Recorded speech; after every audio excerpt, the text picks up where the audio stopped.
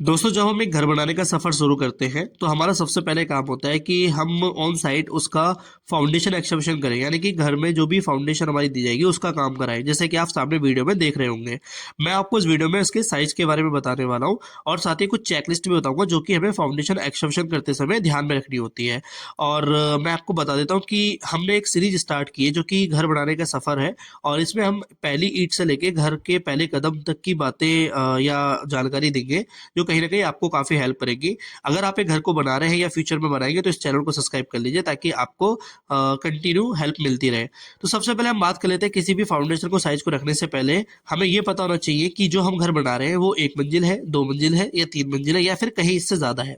लेकिन मैं आपको इस वीडियो में जो बताऊंगा वो साइज आप 1 से 2 मंजिल के लिए ही यूज़ करना, इससे ज़्यादा आप मत करना। उसके पीछे रीज़न ये है कि देखिए क्या होता है कि जैसे जैसे आप हाई राइज बिल्डिंग में जाते हैं तो लोड बढ़ जाता है, उसके हिसाब से आपकी सॉइल वगैरह सारी चीज़ें चेक की जाती हैं।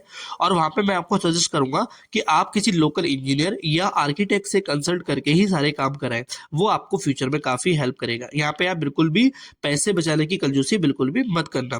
तो यहाँ पे साइज की बात करें तो देखो, अगर मान लीजिए 1 मंजिल बन रहा है तो 1 मंजिल में क्या है, तो वो भी नॉर्मल रेसिडेंशियल मकान जो बनते हैं उसके लिए बात कर रहा हूँ, क्योंकि मेरे ज़्यादातर जो सब्सक्राइबर्स हैं वो कहीं ना कहीं जो बहुत ही रेसिडेंशियल पर्पस के तौर पे जो घर बनाते हैं उन्हीं वही है। ठीक है, तो यहाँ पे हम बात कर लेते हैं कि मान लीजिए कि वो 1 मंजिल मकान है तो उसका साइज मैं आपको सजेस्ट करूंगा कि 4 फीट चौड़ा, 4 फीट वाई उसकी लेंथ और 4 फीट उसकी गहराई, यानी कि 4 बाय 4 बाय 4 फीट का आपका जो एक कॉलम की फाउंडेशन का साइज रहेगा वो रहेगा। ठीक है, आगे हम बात करेंगे कॉलम की कास्टिंग, फाउंडेशन की कास्टिंग, वो सब चीजें, लेकिन यहाँ पे हम साइज की बात कर लेते हैं सिंगल स्टोरी के लिए। तो इतना क्लियर हुआ, इससे कम मत रखना। अब यहाँ पे मैंने देखा क्या है कि ज्यादातर लोग क्या करते हैं कि 3 फीट गहरा गड्ढा खोद के ही, यानी एक्सकवेशन करके ही कॉलम को खड़ा कर देते हैं और उसके ऊपर 1 मंजिल 2 मंजिल मकान खड़ा कर देते हैं, लेकिन वो सही नहीं है। ये जो साइज मैं बोल रहा हूँ ये मिनिमम साइज मैंने पकड़ा है। ठीक है, अब मान लीजिए कि आपका 1 मंजिल नहीं, 1 मंजिल की जगह 2 मंजिल आपका मकान बन रहा है, तो उसके लिए साइज हमारा थोड़ा चेंज हो जाएगा।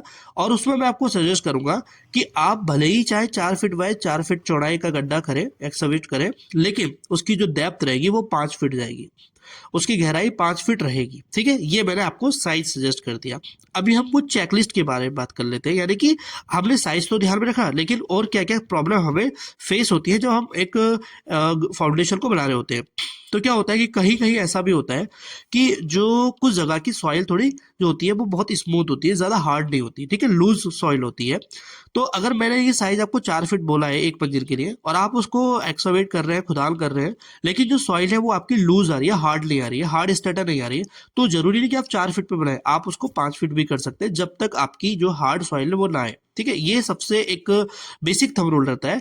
किसी के भी कहने से आप 2 फीट 3 फीट ना रखें, 4 फीट भी अगर मैं आपको बोल रहा हूँ तो आप देख लीजिए। वैसे तो ज्यादातर अगर मान लीजिए आपकी सॉइल नॉर्मल है, कोई ज्यादा लूज नहीं है आपके एरिया की, तो आपको 4 फीट में एक हार्ड स्टेटा लेयर मिल जाएगी जिसपे आप अपने कॉलम को खड़ा कर सकते हैं। इससे कम साइज मैं आपको सजेस्ट नहीं करूंगा और कोई भी सजेस्ट नहीं करेगा। अगर आप कहीं ड्राइंग में लेंगे तो वो आपको ये 2 साइज सजेस्ट करेगा 1 से 2 मंजिल मकान के लिए। अब देखिए होता क्या है कि ये मैंने जो बोला है ये फुटिंग का साइज है, यानी कि जो कॉलम का एक्स्ट्रा वेट रहेगा वो इतने हिस्से में आपकी कॉलम की फुटिंग बनाई जाएगी। अब इसलिए आप इसको है ना 1 1 फीट एक्स्ट्रा लेके इसकी चौड़ाई खुदान करना। आप गहराई तो भले ही चाहे इसकी 4 फीट रखना, लेकिन अगर मैं 4 फीट चौड़ाई की बात कर रहा हूँ, लंबाई की बात कर रहा हूँ, तो थोड़ा सा 4.5 फीट 4.5 फीट वाई कर लीजिए, क्योंकि क्या होता है कि थोड़ा उसमें ऑफ साइड भी चाहिए होता है। ऑफ साइड क्या होता है वो मैं आपको थोड़ा सजेस्ट कर दूं, तो ऑफ साइड ये होता है कि मान लीजिए कि जो फुटिंग का बेस होता है, उस फुटिंग के बेस होने के बाद भी थोड़ी और पास जगह बची होती है, तो उसको ऑफ साइड बोलते हैं। क्योंकि पूरा पूरा आप कास्टिंग पीसीसी तो कर देते हैं, लेकिन फुटिंग की जो आप बेस बनाते हैं वो थोड़ा सा 6-6 इंची ऑफ साइड दे के बनाते हैं।